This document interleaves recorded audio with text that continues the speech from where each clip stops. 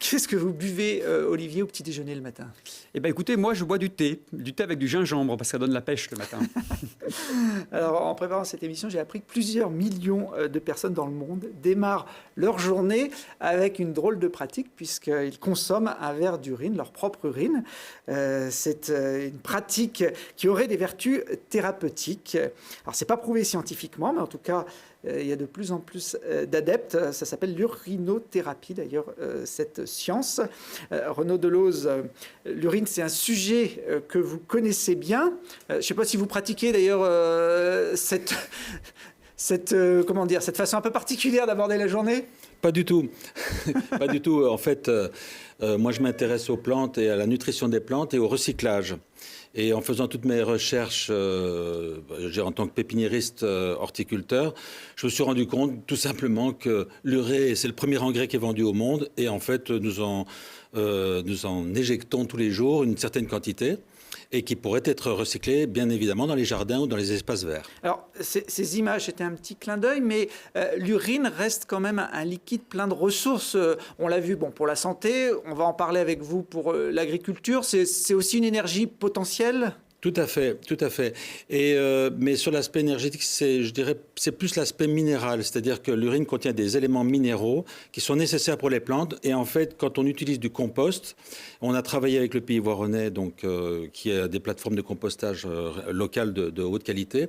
Donc, quand on associe l'usage du compost au jardin, qui amène certains minéraux et de l'humus, et qu'on a de l'urine, en fait, on peut avoir une fertilisation tout à fait correcte. Et c'est pour ça que je me suis rendu compte qu'il n'y avait pas d'ouvrage qui était écrit en français sur le sujet, ni sur les doses, ni sur les fréquences. Et c'est pour ça que je me suis dit, il y a quelque chose à faire. Alors, il est là, ce livre. Il vient de sortir, l'urine de l'or liquide au jardin. C'est aux éditions de Terran. C'est le premier livre en France, on va dire, pratique, technique. Oui, c'est le premier ouvrage en français donc, sur le sujet. Ce qu'il faut savoir, c'est qu'il y a plein de gens qui ont des recettes empiriques, mais personne n'avait fait l'aspect agronomique des choses. Moi, je l'ai vraiment étudié sur l'aspect purement agronomique. Alors, vous êtes ingénieur de formation, mais depuis une vingtaine d'années, vous avez créé, dans la vallée du Grésivaudan, à Saint-Nazaire-les-Aisnes, la Palmeraie des Alpes. C'est quoi c'est une pépinière classique? Non, c'est une pépinière où on s'amuse à essayer des choses auxquelles on n'aurait pas pensé. Et ça fait 20 ans que ça dure et donc nous, on a pas mal contribué à l'implantation des plantes méditerranéennes dans la région grenobloise. On est assez fiers de ça. Et donc maintenant, on va aussi sur les autres aspects liés au recyclage. Et tous les recyclages, y compris les déchets de cantine, divers et variés, pour justement améliorer les sols. Parce qu'en fait, les sols manquent de matière organique. Et donc nous, on étudie un petit peu ça. L'urine peut vraiment devenir un engrais grand public, enfin, utilisé par tout le monde dans les années à venir? Tout à fait. Bon, il y a quand même quelques petits problèmes techniques qui sont les résidus médicamenteux et les problèmes liés à des pathogènes éventuels pour les personnes infectées. Donc c'est pour ça que j'ai écrit ce bouquin-là, parce qu'en fait, il y a un peu de technique derrière et on ne peut pas faire n'importe quoi. On ne peut pas faire n'importe quoi. Et d'autant plus que les gens, en fait, pensent qu'on peut... Gérer l'urine, c'est un engrais. Et si on en met trop, ça brûle. Il y a déjà des expériences qui sont menées à travers le monde, notamment en Chine, où on cultive des pommes essentiellement grâce à l'urine. Oui, tout à fait. Bon, ça a fait l'objet donc d'un reportage sur Arte récemment. Mais je dirais plus près de chez nous, vous avez en Suisse donc l'Institut EVAG à Zurich qui collecte les urines d'un bâtiment et qui carrément a fabriqué un engrais à partir d'urine humaine. Et ensuite, vous avez des fabricants de toilettes sèches dans le sud, là, à Nyons et à Montpellier, qui, eux, sont en train de faire des collectes pour fabriquer de l'engrais. Est-ce que vous utilisez ces techniques-là à la Palmeraie des Alpes? Alors, comme je vous ai dit, on n'a pas le droit d'utiliser des produits, je dirais, naturels comme cela, parce qu'ils ne font pas partie de la liste des intrants autorisés en agriculture biologique ou en agriculture conventionnelle. L'urine, ce n'est pas bio pour l'instant. C'est naturel, mais vous n'avez pas le droit de faire une production, quelle qu'elle soit, avec ce type de lisier, parce que c'est du lisier humain, en fait. Donc du coup, c'est pour ça aussi que j'ai voulu écrire ce livre-là, parce qu'en fait, il faut faire avancer le débat. Mais alors, votre bouquin, il sert à quoi si vous donnez des techniques, mais qu'on n'a pas le droit de les utiliser en France? Chacun a le droit de faire ce qu'il veut chez lui. Chez soi. Chez soi, bien sûr. Si on a un petit bout de Mais, jardin... mais c'est le professionnel qui va vouloir faire des pommes ou qui va vouloir faire de la vigne ou qui va vouloir faire, je sais pas moi, n'importe quelle production, même du bois, même du bois de chauffage, on n'aurait même pas le droit de le fertiliser de cette manière-là.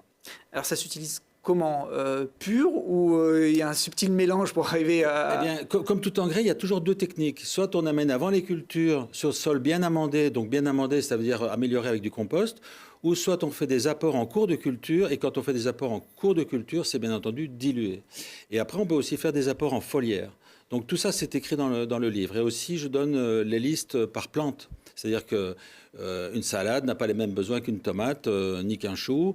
Et ça a été écrit aussi en collaboration avec la station horticole Rhône-Alpes qui s'appelle le Sérail et qui est présidée par Luc Véron, qui est un horticulteur qui se trouve à Saint-Étienne-de-Saint-Joire.